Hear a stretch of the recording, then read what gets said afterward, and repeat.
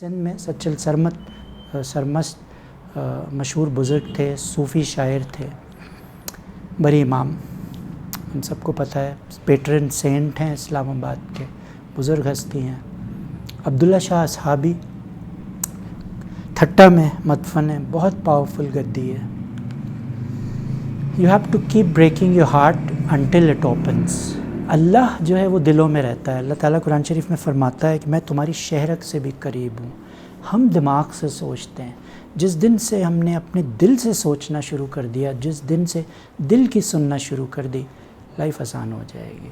اکثر آتا ہے آپ کے ذہن میں، کوئی کام آپ کر رہے ہیں، دماغ سے سوچ رہے ہیں، لیکن دل منع کرتا ہے، نہیں یار یہ نہیں کرو، یہ چیز اچھی نہیں ہے، یا میں ادھر نہیں جاؤں، یا میں اس سے جو نہیں مل رہا ہوں مجھے ملنا چاہیے، میرے رشتہ دار ہیں، رائٹ؟ جب if God can forgive and forget, why can't we?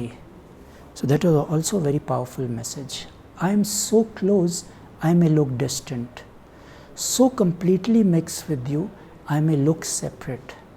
So out in the open, I appear hidden. So silent, because I am constantly talking with you. اللہ تعالیٰ فرماتا ہے اگر آپ کو میری بات سننی ہے تو قرآن پڑھو، اگر اپنی بات مجھ سے کہنی ہے تو نماز پڑھو۔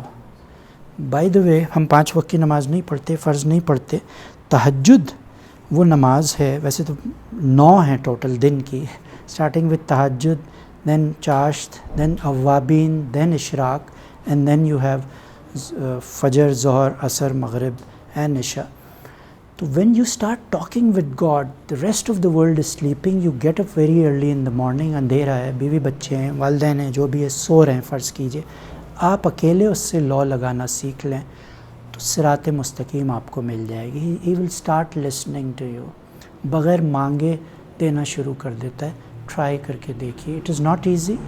ہم نارمل 5 نمازیں نہیں پڑھتے تو تہجد کیسے پڑھیں گے؟